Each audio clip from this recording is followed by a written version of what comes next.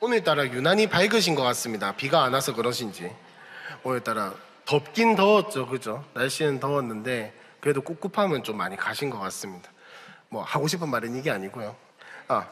오늘 설교의 제목을 다 같이 한 번만 띄워주시면 다 같이 한 번만 읽어봤으면 좋겠는데 네, 뜨죠? 다 같이 한번 읽어볼까요? 시작. 그 가운데에서 한 번만 더 읽어봅시다. 시작. 여러분은 하나님께서 그 가운데에서 택하신 백성입니다. 믿으십니까? 네. 우리는 언약의 백성이고 우리가 예수를 믿게 된 것은 하나님이 그 가운데에서 택하셨기 때문에 언약의 백성이 된 거고 예수를 믿게 된 겁니다. 우리가 이 믿음을 가지고 살아갔으면 좋겠습니다. 진짜로.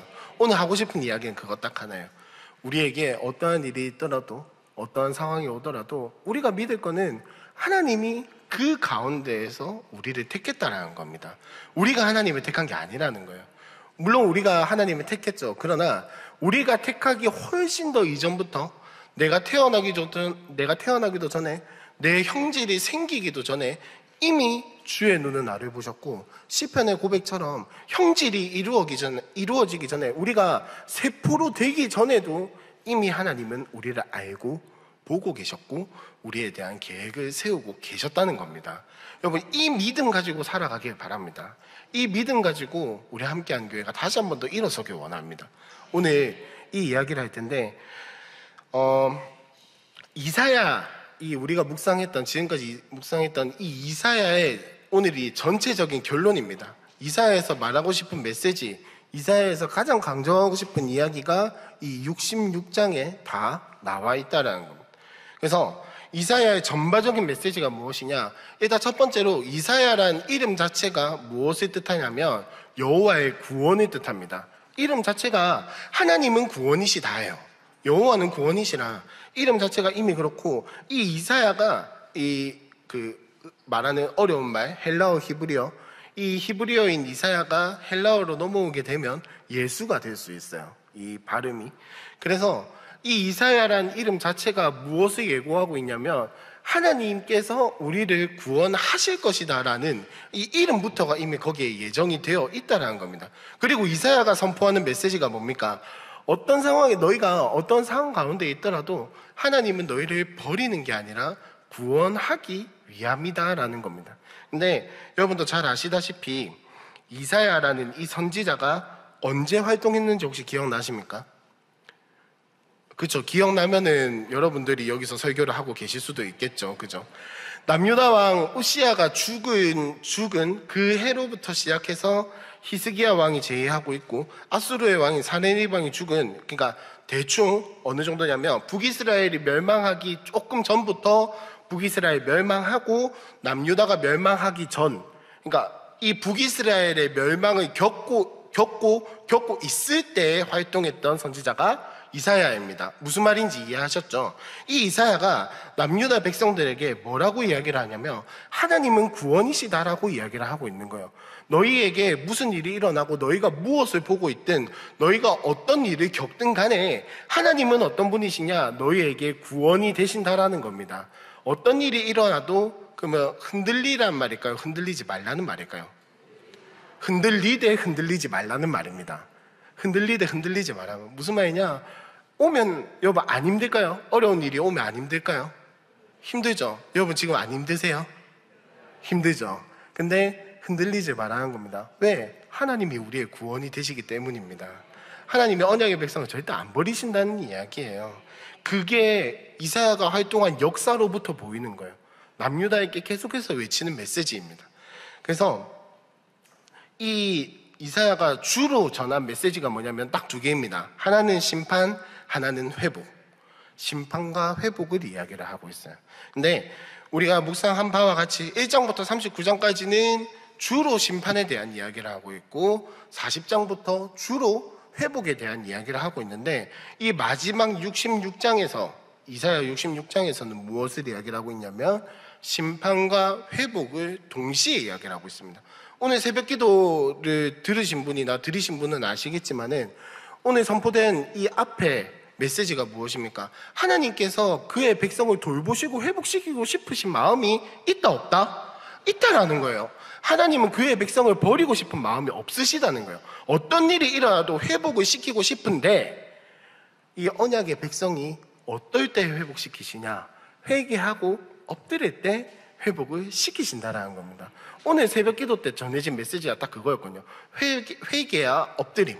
그러면 하나님이 결코 안 버리신다라는 거. 그 이야기를 하고 있었는데 오늘 우리가 지금 이 시간에 나눈 메시지도 마찬가지예요. 한번 보시면 그 15절에 딱 보시면 하나님께서 여호와께서 불에 둘러싸여 강림하시리니 그의 수레들은 회오리 바람 같으리로다. 그가 혁혁한 위세로 노여움을 나타내시며 맹렬한 화염으로 책망하실 것이라 라고 이야기를 하는데 이 이사야의 주된 메시지와 같이 회복만 이야기하잖아요. 이사야를 잘못 읽으면 하나님께서 우리를 구원하신다에만 빠지거나 아니면은 하나님이 우리를 심판하신다에만 빠지는데 여러분 하나님께서 심판하시는 날은 언약의 백성에게는 영광스러운 날입니다. 이해가 잘 안 되시죠? 그죠? 이해가 되시는 분들은 감사하고 안 되시는 분들은 괜찮고 상관없습니다. 심판의 날이 왜 영광의 날이냐? 하나님께서 언약의 백성을 심판하실까요? 안 하실까요? 애매하죠? 자, 그럼 다시 물어보겠습니다. 예수님이 재림하실 때 우리를 심판하실까요? 안 하실까요? 심판은 하세요. 심판은 하세요. 그러나 그 심판하실 때 무엇을 보고 심판하시냐? 생명책에 우리의 이름이 있냐 없냐를 보고 심판을 하시는 거예요. 여러분의 이름은 생명책에 기록되어 있습니까? 왜 이렇게 자신이 없어지시죠? 여러분의 이름은 생명책에 기록되어 있습니까? 그렇다면 생명책에 기록되어 있는 사람들에게는 심판의 날이 영광스러운 날이에요. 왜? 하나님께서 그의 일을 완성시키신다는 날이거든요. 이 이사야에서 전하는 메시지도 마찬가지입니다. 하나님께서 분명히 이 땅을 심판하실 것입니다. 그리고 그의 백성들과 그리고 그의 백성들이 아닌 사람들에게 물어보실 겁니다. 너는 이 땅에서 어떻게 살았느냐? 아니면 너의 이름은 생명책에 기록되어 있느냐? 분명히 물어보실 거예요. 하나님이 생명책을 다 이렇게 보시면서 얘가 누구지? 네 이름 뭐야? 이렇게 물어보실 거고 하실 거예요. 근데 우리는 어떠한 상황에서도 두려워할 필요가 없습니다. 왜? 여러분의 이름은 생명책에 기록되어 있고 하나님이 보시는 기준은 생명책에 있거든요. 그럼 여러분은 예수 믿었기 때문에 여러분 예수를 믿으시기 때문에 예수를 영접한 자라면 심판을 두려워할 필요가 없는 거예요. 왜? 심판의 결과가 이미 나와 있기 때문에. 여러분의 심판의 결과는 이미 나와 있습니다. 우리의 심판의 결과는 이미 나와 있다고요. 언약의 백성은 심판을 받아도 결과를 알고 심판을 받는 겁니다. 여러분 만약에 우리가 하여튼 그럴 일이 없어야겠지만 재판에 간다든지 법정에 선다든지 이러는데 결과를 알고 법정에 가면 무서울까요? 안 무서울까요? 무서울 수는 있겠죠. 분위기가 좀 그러하니까. 재판장 분위기 자체가 좀 그거 하니까 무서울 수는 있는데 결과에 대해서 걱정을 하겠습니까? 안 하겠습니까? 안 하죠. 결과를 알고 있는데. 결과는 이미 정해져 있는데 뭘 무서워합니까? 뒤집어질 이유가 없다고요. 뒤집어질 건덕지도 없고. 그 말인즉슨 언약의 백성의 심판에는 결과가 이미 보장되어 있다는 겁니다. 무서워할 필요가 없죠. 그렇기 때문에 영광스러운 날입니다. 그러나 우리는 그 결과를 다 알 수가 없기에, 내가 확신할 수가 없기에, 우리는 하나님이 아니잖아요. 그죠? 우리는 하나님이 아니잖아요. 내 이름이 생명책에 기록이 되어 있는지 안 되어 있을지, 내가 진짜 예수를 바르게 믿고 있는지 아닌지, 내가 진짜 예수 따라가고 있는지, 예수 닮아가고 있는지 끊임없이 나의 모습을 돌아보고 확인해보고 예수 앞에 점검해보면서 그렇게 살아가야만이 이 땅에서 부끄럽지 않은 삶을 살아갈 수 있습니다. 오늘 말씀에서 이야기를 하는 것도 마찬가지예요. 마치 하나님께서 주의 백성을 심판하시는 것 같아요. 그래서 다 죽이시는 것 같고 16절에 한번 보시면 여호와께서 불과 칼로 모든 현육에게 심판을 베푸신 즉 여호와께 죽임을 당할 자가 많다 적다? 많다라는 겁니다. 우리는 무서울 수도 있죠. 내가 혹시 죽임을 당하는 자가 되진 않을까? 내가 혹시 심판의 그 결과에서 생명이 아니라 사망의 길로 가게 되진 않을까? 물론 두려운 마음이 있을 수 있습니다. 그러나 우리는 무엇을 보고 가야 하냐면 내가 두렵기 때문에 뭔가를 하려고 하는 것이 아니라 두렵기 때문에 언약을 붙들어야 합니다. 두렵기 때문에 회복을 붙들어야 하는 거예요. 두렵기 때문에 하나님을 바라봐야 하는 거예요. 왜? 나의 구원은 나에게 달려있는 것이 아니라 하나님께 달려있기 때문에. 그래서 오늘 하나님께서 이 이사야의 입을 통해서 심판에 대해서 이야기를 하시면서 이 생명 언약의 백성들과 그 반대편에 있는 사람들에 대한 이야기를 하시는데 17절에 다 같이 한 번만 읽어보겠습니다. 17절 시작.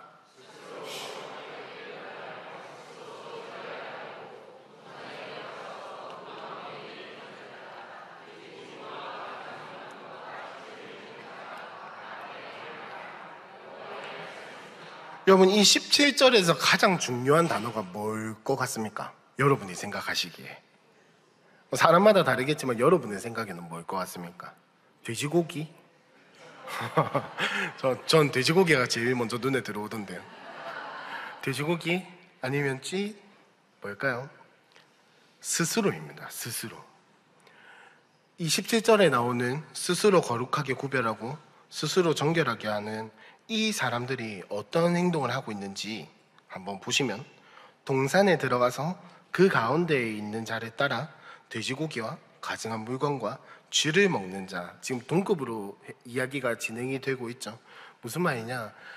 여러분, 동산에 들어가서 그 가운데 있는 자, 돼지고기를 먹는다라는 게 그 율법을 어기는 거거든요. 율법을 어기는 거예요. 왜냐하면 발굽이 갈라져 있기 때문에. 그리고 가증한 물건이라고 하는 건 뭘 이야기를 하겠습니까? 뭐 우상이라든지 그런 것들을 이야기를 하는 거겠죠. 그리고 쥐를 먹는 것도 마찬가지입니다. 즉, 이 사람들은 언약의 백성이다 아니다? 아니다라는 거야. 근데 이 언약의 백성이 아닌 사람들의 특징이 뭐냐? 스스로 거룩하게 구별하고 스스로 정결하게 하는 사람들입니다. 여러분, 언약의 백성의 거룩과 정결은 우리한테 달려있는 게 아니에요. 자신들한테 달려있는 게 아니에요. 언약의 백성에게 거룩과 정결은 하나님께 달려있는 거지 그들에게 달려있는, 우리한테 달려있는 게 아니라고요. 우리가 정말 언약의 백성이라면 우리의 거룩과 정결은 우리한테 있는 게 아니라 하나님께 달려있어요. 그리고 우리는 이미 예수의 보혈로 그거를 어떠한 상태든지 누릴 수 있는 은혜를 받았다는 겁니다. 십자가의 의미가 바로 이겁니다. 내가 어떠한 상황이 있든지, 내가 어떠한 모습으로 있든지, 어떠한 생각을 하고 뭘 하든지 간에 상관없이 나에게 거룩과 정결이 유지가 되면서 하나님이 그거를 인정해 주셔서 내가 어떠한 상황이 있더라도, 내가 어떠한 삶을 살아가더라도 나는 언약의 백성이 될 수 있는 그 은혜가 십자가의 은혜라는 겁니다. 근데 구약에 대해서는 그게 아니었거든요. 구약에서는 그게 아니었어요. 근데 하나님은 이 구약 백성들에게 이야기를 하고 있습니다. 하나님께 그 거룩과 정결을 구하는 것이 아니라 너희가 스스로 뭔가를 해내서 너희의 의로 거룩과 정결을 얻어내려고 하는 것은 언약의 백성이 아니다라는 이야기를 하고 계신 거예요. 여러분, 스스로 취하려고 하는 것이 가장 어리석은 방법입니다. 여러분 스스로가 거룩하고 정결하게 될 수 있다라고 여기시는 게 죄송하지만 가장 어리석은 겁니다. 정결하려고 노력은 할 수 있겠죠. 거룩하려고 노력은 할 수 있겠죠. 구별되기 위해서 노력은 할 수 있습니다. 그러나 스스로 내가 그것을 얻어낼 수 있다라고 생각하면 죄송하지만 그건 가장 어리석은 생각입니다. 하나님께서 우리에게 주시는 거예요. 여러분, 우리가 아무리 기도를 많이 한들, 우리가 아무리 예배를 잘 드린들, 우리가 아무리 말씀을 많이 읽고 묵상을 많이 한들 그게 하나님 앞에 뭐 티끌만큼이나 될 수 있을까요? 하나님이 인정해 주실 만한 그것이 될 수 있을까요? 하나님이 받아주실 만한 뭔가가 될 수 있을까요? 근데 우리는 스스로 그걸 해낼 수 있다라고 자꾸 착각한다라는 겁니다. 이스라엘 백성들이 그랬고 예수님 때의 바리새인들과 사두개인들이 그랬고 이 성경의 모든 역사에서 주의 백성들이, 언약의 백성들이 하나님으로부터, 예수님으로부터 온 그 거룩과 정결을 받아 누리려고 하는 것이 아니라 내가 얻어낼 수 있어서 그거를 행하고 자꾸 막 행동하고 행위로 하고 뭘 하려고 했던 그 모습, 하나님은 냉정하게 딱 잘라 이야기하실 때는 그건 언약의 백성의 삶이 아니다라고 이야기를 하고 계세요. 여러분, 스스로 정결하려고 하지 마십시오. 스스로 거룩하려고 하지 마십시오. 우리에게는 거룩과 정결이 나올 건덕지가 없습니다. 죄인에게는 그게 아무것도 없다고요. 여러분, 우리 기독교 교리에서 이야기하는 전적인 타락이라는 게 바로 그걸 이야기를 하는 겁니다. 내가 뭘 해도, 이런 삶에 뭘 어떻게 해도 내 안에서는 정결과 거룩이 나올 수 있다, 없다? 없다라는 거예요. 없어요. 우리의 삶의 어느 부분에서 정결과 거룩이 나올 수 있습니까? 그러나 모자라고 한참 모자란 우리에게 정결과 거룩을 때려 부어주시는 게 십자가의 은혜라는 겁니다. 그래서 우리가 이렇게 안심하고 살아갈 수 있는 거예요. 제가 예전에 내 영혼은 안전합니다. 좀 많이 예전이긴 해요. 한 십몇 년 전인데 좀 많이 예전에 내 영혼은 안전합니다라는 그 찬양을 듣고 너무 이게 마음에 울림이 있어가지고 막 그 찬양을 맨날 부르고 다니는데 누가 그러더라고요. 우리의 영혼은, 지금 우리의 상태는, 예수 믿은 우리의 상태는 하나님 앞에서 완전한 것이 아니라 하나님 앞에서 안전하다라고요. 아담은 하나님 앞에서 완전했어요. 그러나 안전하지 못했어요. 왜? 그 안에 죄를 지을 수 있는 가능성이 계속해서 있었기 때문에. 그러나 우리는 예수 앞에서 완전하진 않으나 안전할 수 있습니다. 왜? 우리의 모습은 보잘것없으나 하나님이 우리를 보시고 니는 괜찮다라고 인정해 주셨기 때문에. 그 인정해 주시는 과정 중에 뭐가 있습니까? 예수의 십자가가 있고 보혈이 있는 거예요. 여러분, 우리에게서는 이거를 어떻게 할 만한 스스로의 요건이 아무것도 없습니다. 이거를 인정해야 예수 안에서 자유를 누릴 수 있는 거예요.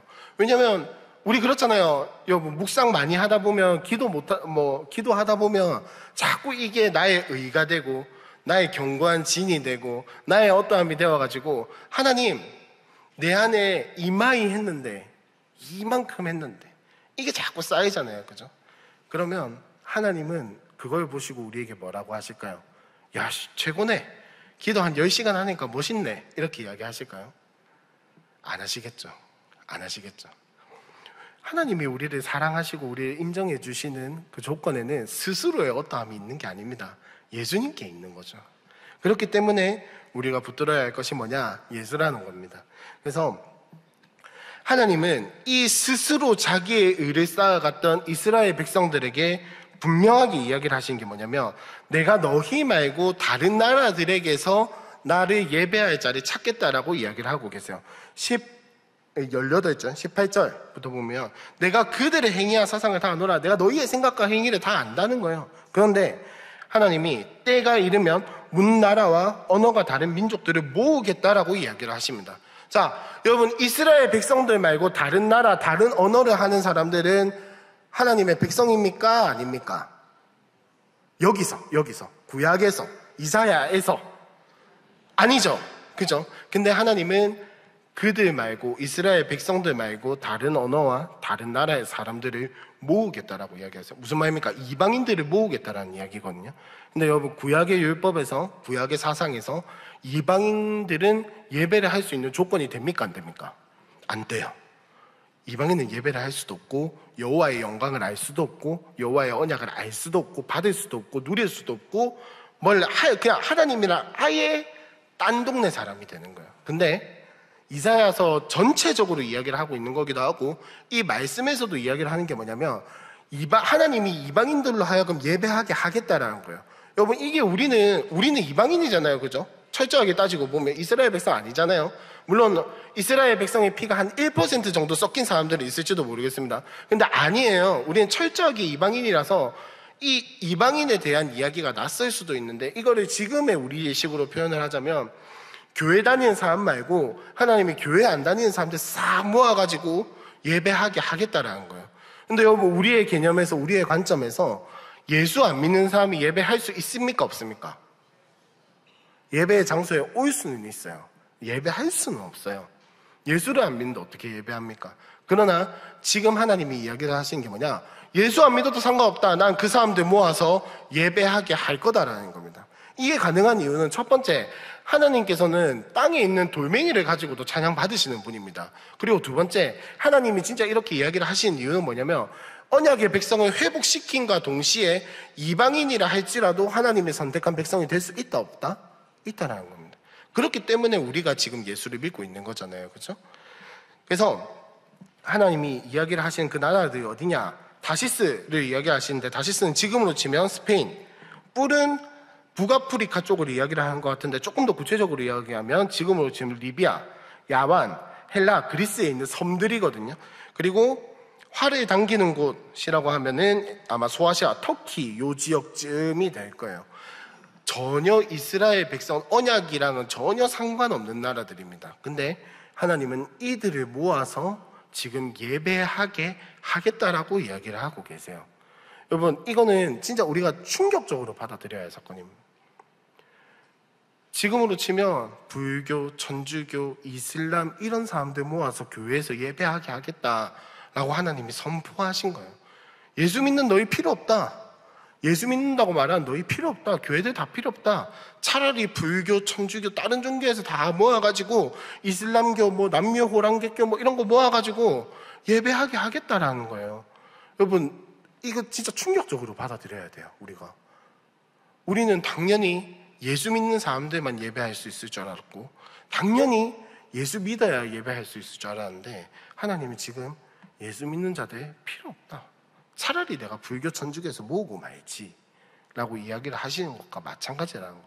하나님 왜 이렇게 이야기를 하실까요? 하나님 왜 이런 이야기를 하실까요? 왜 그런 이야기?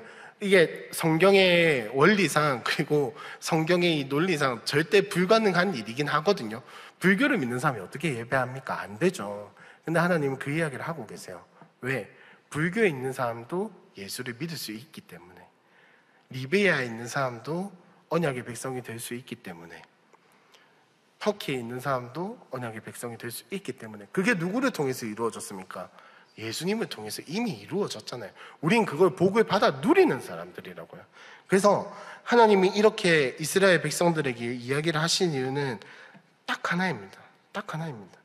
이스라엘 백성들의 그 스스로 거룩하게 구별함, 이스라엘 백성들의 그 스스로 정결하게 될 거라고, 정결하게 할 수 있을 거라고 여겼던 그 생각들을 깨시는 거예요. 너희는 스스로 할 수 없다는 거예요. 예, 무능하다도 맞습니다.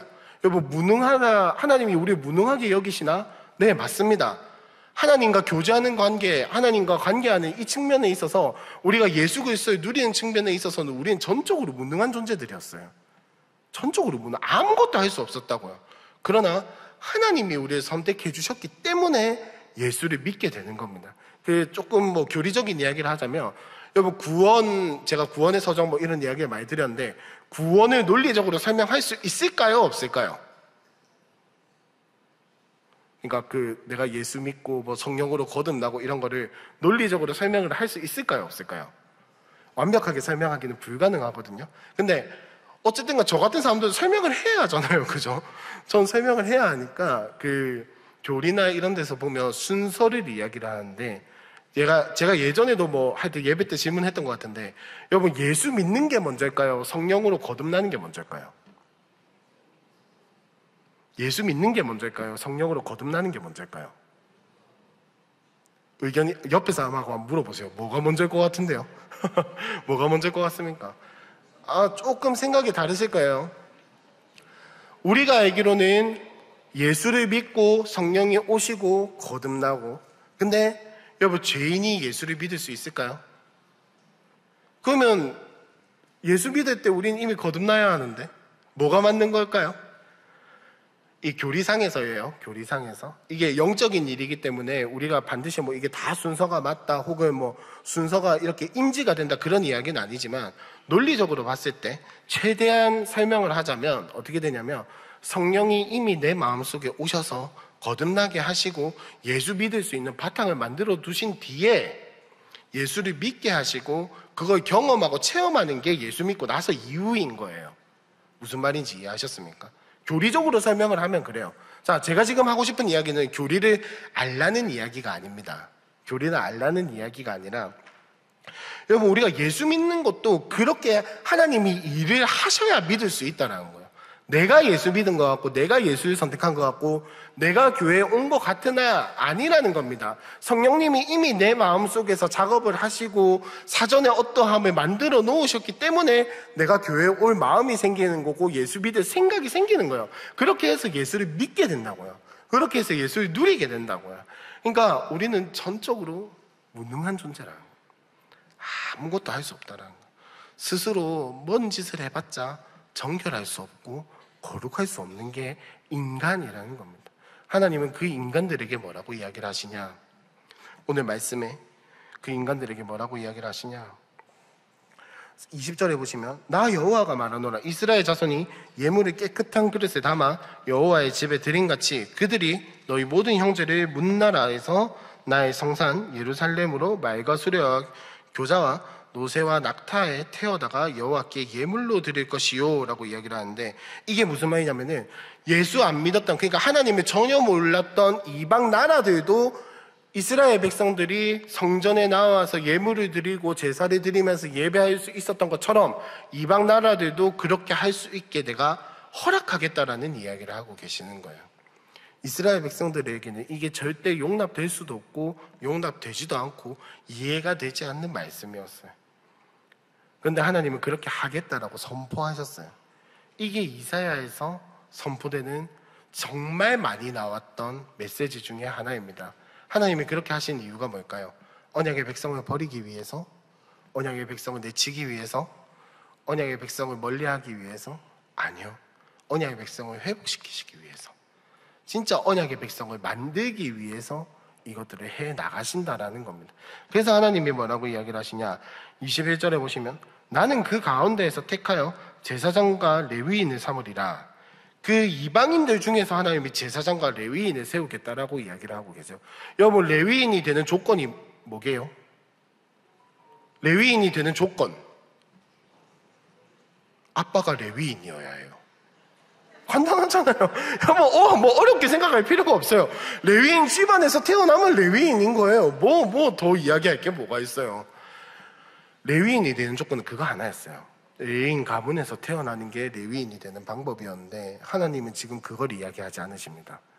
하나님은 지금 이 본문에서 레위인이 되는 방법은 내가 그들 중에 뽑아내겠다예요. 제사장이 되는 조건이 뭘까요? 그냥 제사장의 아들로 태어나는 거예요. 근데 이제는 그 패러다임을 바꾸시겠다라는 겁니다. 그들 가운데에서 내가 선택해내겠다라는 거예요. 여러분, 우리가 이 은혜를 받은 사람들입니다. 이스라엘 백성으로 태어나지도 않았고 레위인으로 태어나지도 않았고 제사장 가문에서 태어나지도 않았음에도 불구하고 하나님은 우리를 선택하셔서 예수를 보내주시고 레위인, 제사장, 그리고 이 땅에서 왕과 선지자와 제사장의 노릇을 할 수 있도록 우리를 불러주시고 성령을 주시는 분이 하나님이십니다. 우리는 이미 이 은혜를 받아 누린 거라고요. 여러분, 그러면 하나님이 이 언약의 백성을 버리시는 것 같은 이 이야기에서 하나님이 참된 언약의 백성을 만들어 가시는 방법이 무엇이냐? 22절과 23절인데 조금 잠오시죠? 다 같이 한 번만 읽어볼까요? 시작!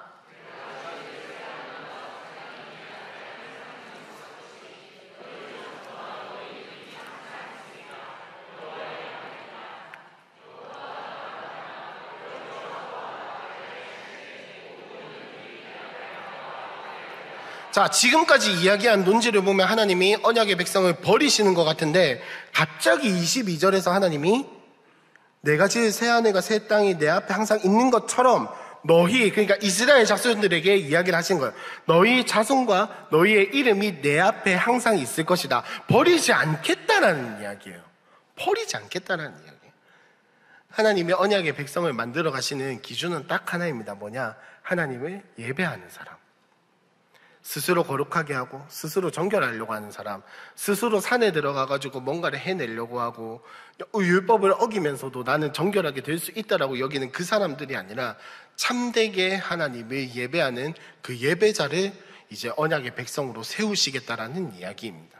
진짜 하나님을 예배하는 사람, 진짜 하나님 앞에 나아가서 하나님을 찾고 하나님을 구하고 여호와의 얼굴을 구하는 그 백성을 이스라엘 백성으로 삼겠다라는 선포가 바로 오늘 이 이사야의 메시지입니다. 이사야 전체에서 이야기를 하는 게 그거예요. 너희가 포로로 잡혀가도 괜찮다. 내가 회복시켜줄게. 근데 그 회복시켜주시는 게 이전과 같고 막 이전의 영광을 누리고 이게 아니라 어디에 있어든지 하나님을 예배할 수 있는 사람으로 세우시겠다라는 거예요. 궁극적으로는 예수님까지 이야기를 하는 거예요. 궁극적으로는 예수님까지. 그래서 마지막 24절에 한번 보시면 이 예배하는 자들에게 하나님이 보이실 것이 무엇이냐? 패역한 자들의 시체, 그리고 그 벌레가 죽지 않고 불이 꺼지지 아니하고 모든 혈육에 가증함이 되는 그 상황들을 보여주신다라는 겁니다. 여러분, 하나님이 예배하는 자들에게 이걸 왜 보여주실까요? 겁주려고? 겁주려고? 아니에요. 그들이 받은 은혜가 어떤 은혜인지 보라는 겁니다. 너희가 누리고 있는 생명이 어떤 생명인지 보라는 거. 복수하고 뭐 이런 마음이 아닙니다. 그걸 보면서 내가 저런 사람이었는데 여기에 와 있구나. 내가 저런 사람이었는데 예배할 수 있구나. 내가 저걸 받아야 하는 사람인데 생명을 누리고 있구나. 이거를 알라는 거예요. 예배 가운데서 그걸 알 수 있게 된다는 겁니다. 나의 비참함이 보이고 나의 아무것도 아님이 보이고 나의 바닥이 보이는데 나는 거기에 있는 것이 아니라 여기에 있다라, 생명이 있다라는 거예요. 그게 우리가 예배하면서 하나님이 보여주시는 은혜와 하나님이 보여주신 시야라는 겁니다. 사랑하는 우리 함께하는 교회 성도 여러분, 우리 같이 예배자가 되었으면 좋겠습니다. 우리가 우리의 행위와 우리의 어떤 구색과 이런 것들로 하나님 앞에 서는 것이 아니라 예배함으로 하나님 앞에 섰으면 좋겠습니다. 예배함으로 나아가고 예배함으로 하나님을 찾는 그런 우리 언약의 백성들이 되었으면 좋겠습니다. 그래서 예수님이 요한복음 4장에 보시면 사마리아 여인에게 뭐라고 이야기를 하시냐면 4장 21절에 이렇게 이야기를 하십니다. 예수께서 이르시되 여자여 내 말을 뭐하라? 믿으라. 이 산에서도 말고 예루살렘에서도 말고 너희가 아버지께 예배할 때가 이르리라 라고 이야기를 하고 계십니다. 여러분, 이 말씀의 배경을 이 산과 예루살렘이 무엇을 이야기를 하는 거냐면 사마리아 여인이잖아요. 그죠? 사마리아는 어떤 동네입니까? 어떻게 만들어진 동네예요? 그렇죠? 이것도 제가 설명을 해야 하는 부분이겠죠. 그죠? 그 북이스라엘이 멸망을 하고 나서 아수르의 대외 정책은 무엇이었냐면 그 사람들을 포로로 잡아가는 게 아니라 정복한 나라에 자기의 나라, 그러니까 아수르 사람들을 보내가지고 혼합되게 하는 게 그때 당시 아수르의 정책이었어요. 그러니까 북이스라엘을 점령을 했으니 이제 어떡하겠습니까? 아수르가 거기에 아수르 사람을 보내겠죠. 그러면 이방인들과 북이스라엘 사람들이 결혼을 할까요? 안 할까요? 하겠죠. 율법을 어기는 게 되겠죠. 그죠? 그게 사마리아 지역이 된 겁니다. 그러니까 그때 당시에 예수님 당시에 유대인들은 사마리아 사람들을 좋게 봤을까요? 나쁘게 봤을까요? 나쁘게 봤겠죠. 근데 이 사마리아 사람들은 그래도 우리의 피는 혈통은 이스라엘 사람들이다 라는 거예요. 그래서 우리는 여기서 예배하다. 그러니까 북이스라엘이 어디서 예배했었습니까? 옛날에. 그죠? 거기서 예배했죠. 베델에서 예배할 때 베델에서 예배하고 남유다 사람들은 예루살렘에서 예배하고 이 전통이 쭉 내려져 온 거예요. 그러니까 사마리아 사람들은 저 남유다 사람들이 예루살렘에서 예배하는 게 아니라 우리는 베델에서 예배해야 한다라고 이야기를 하는데 사마리아 여자는 이걸 안 거예요. 그래서 진짜 하나님을 우리는 이 사마리아의 혈통은 하나님 앞에 건강한 혈통이 아닌데 이 베델에서 예배하는 게 맞다? 전통을 보면 베델에서 예배를 해야 하고 근데 성경을 보면 구약 성경을 보면 예루살렘에서 예배를 해야 하고 어느 게 맞는 건지 모르는 거야. 근데 예수님이 그 사마리아 여인에게 하신 말씀은 베델도 아니고 예루살렘도 아니고 둘 다 해서 예배할 수도 있고 둘 다 해서 예배하지 않고 딴 데서 예배할 수 있다. 이 이야기를 해요. 어디에 있든지 무슨 모습이든지 너의 혈통이 어떻든지 아무 상관없이 너는 예배할 수 있게 될 날이 곧 올 것이다 라고 이야기를 하는 겁니다.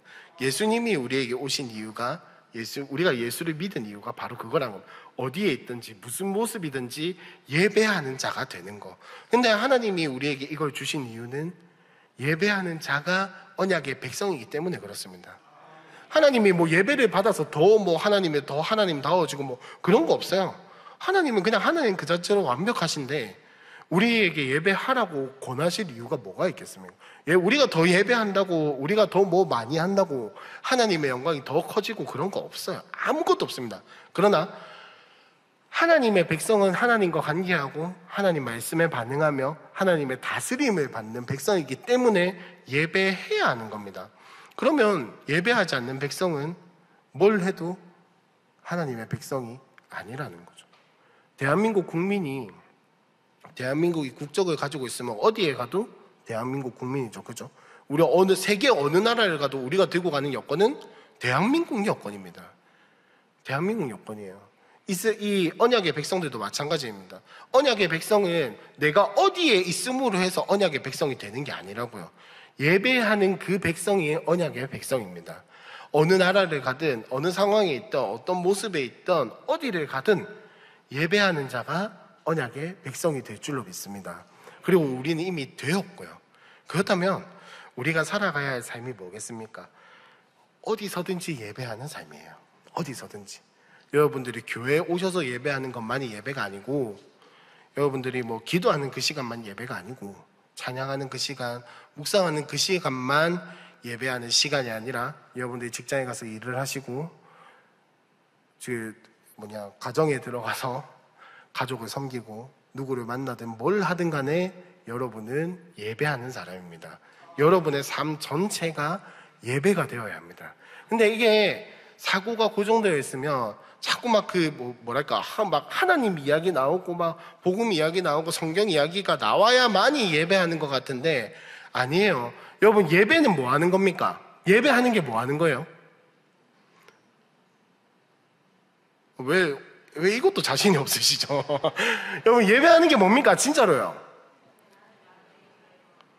뭐 여러 가지 생각이 있으시겠으나 조금 뭉뚱그려서 통전적으로 이야기를 해보면, 하나님 예배하는 게 뭡니까? 하나님 만나고 음성 듣고 반응하고 결단하고 하는 모든 작업들이 다 예배입니다. 그럼 여러분 삶에서 직장에서 예배가 안 될까요? 가정에서 예배가 안 될까요? 되겠죠. 내가 누구를 만났어. 전도 대상자를 만났어요. 그럼 그 자리가 예배의 자리가 될 수 있을까요? 없을까요? 될 수 있겠죠. 그 자리에서 꼭 찬양하고 기도하고 말씀 나누고 나눔하고 이래야만이 예배가 아니라는 겁니다. 여러분들이 그 순간 가운데에서 하나님의 음성 듣고 반응하고 그 다스림을 받고 통치를 따라가고 하는 모든 작업들이 다 예배라는 거예요. 여러분, 어디에 가서든지 예배하시길 바랍니다. 어떤 모습으로든 예배하시길 바랍니다. 어떤 상황에서든지 예배하시길 바랍니다. 입으로 찬양이 안 나올 때에도 예배할 수 있습니다. 기도가 안 될 때에도 예배할 수 있어요. 말씀이 안 들릴 때에도 예배할 수 있습니다. 내가 진짜 하나님 마음에 반응하고자 하면, 내가 진짜 하나님을 찾고자 하면 그게 예배라고요. 예배는 행위나 예식이나 이런 게 아닙니다. 물론 이게 다 필요 없다는 말은 아니에요. 필요합니다. 필요한데 우리는 어디에 가서든지 예배할 수 있는 게 언약의 백성이라는 겁니다. 여러분, 언약의 백성이시잖아요. 여러분에게 한번 질문해 보겠습니다. 여러분은 어디에서든지 예배하십니까? 그게 됐으면 예수님이겠죠, 그죠? 안 되는 거 맞는데 우리가 예수 믿기 때문에 안 되는 것도 맞지만 할 수도 있습니다. 우리는 죄인이기 때문에 어디에 가서든지 예배를 못할 수도, 심지어는 이 예배의 자리에 나와서도 예배하지 못하는 게 죄인입니다. 그러나 예수를 믿는다는 건 뭐냐면 나의 어떠한 것과는 상관없이 하나님이 하시는 대로 따라가면, 거기에 반응하면 하나님이 받아주시는 게 예수 믿는 사람들입니다. 여러분, 안 될 것 같다라고 생각하지 마시고, 나는 부족하다라고 생각하지 마시고, 나 이것밖에 안 돼서 안 돼라고 하지 마시고, 할 수 있는 그 자리에서 할 수 있는 것을 해보시기 바랍니다. 그게 하나님이 받으시는 예배라고요. 그게 하나님이 받으시는 예배라고. 안 돼, 여기선 할 수 없어, 내 상태로는 못해, 이게 아니라 하나님 지금 여기서 요만큼만이라도 해보겠습니다. 하나님 지금 내 상태에서 이것만이라도 해보겠습니다. 하나님 그 자리에서 안 될 것 같은데 요거 딱 하나만이라도 한번 해보겠습니다. 이게 하나님이 받으시는 예배라고요. 잘해야 하는 거 아닙니다. 뛰어나야 하는 것도 아니에요. 제가 가장 자주 하는 말입니다. 뛰어나지 않아도 됩니다. 잘하지 않아도 되고요. 완벽하지 않아도 됩니다. 하나님 우리에게 그거 요구하시지 않으셨어요. 그래서 예수님을 보내주신 거예요. 그렇기 때문에 여러분, 삶의 자리에서 여러분들이 살아가는 모든 상황 가운데에서 반응하시고 예배하시는 사람들이 되길 바랍니다. 그래서 진짜 언약의 백성의 삶을 누리고 하나님의 주인 되심을 누리고 그 통치와 다스림에 따라가는 그런 언약의 백성이 되었으면 좋겠습니다. 그러면 우리에게 분명히 보이는 것은 무엇이냐? 생명입니다. 생명. 하나님이 살리신다고요. 하나님이 회복시켜 주신다고요. 포로로 잡혀갔던 그 이스라엘 백성들에게 그들이 뭘 했겠습니까? 거기서 성전이 있었어요? 뭐가 있었어요? 재단이 있었어요? 뭐가 있었어요? 그들은 그 전까지 해오던 예배의 방식과 이런 것들 싹 다 포기하고 실패했단 말이에요. 근데 하나님이 그들에게 그때 네 예배 왜 안 해라고 이야기하셨어요? 아니요. 그렇게 이야기하지 않으셨어요. 그들이 있는 그 자리에서 반응하고 그들이 있는 그 자리에서 하나님을 찾을 때 하나님은 그걸 예배로 받으셨다고. 지금 우리도 마찬가지입니다. 지금 우리도 마찬가지라고. 예수 믿고 살아가는 우리, 예수님의 은혜를 받은 우리, 십자가로 살아가는 우리가 무엇 때문에 살아갈 수 있습니까? 십자가 때문에 살아갈 수 있는데 우리는 자꾸 우리의 의를 세우려고 합니다. 우리의 행위로 뭔가를 만들어내려고 합니다. 그러나 그게 아닙니다. 예배하면 됩니다. 예배하는 그 자리에 나아가고 우리의 삶에서 하나님의 통치와 하나님의 다스림에 민감하게 반응하고 그게 따라가면 예배하는 삶입니다. 여러분, 예배하시길 바랍니다. 진짜로요. 앞으로 이제 다음 주부터 2주 동안 특별 기도회가 있는데 오라는 이야기는 안 하셔도 아시겠죠, 그죠? 여러분, 예배합시다. 꼭 그 기도의 자리에 못 나오는 상황이 생기실 수도 있겠죠. 괜찮습니다. 그럼 그 자리에서 기도하시기 바랍니다.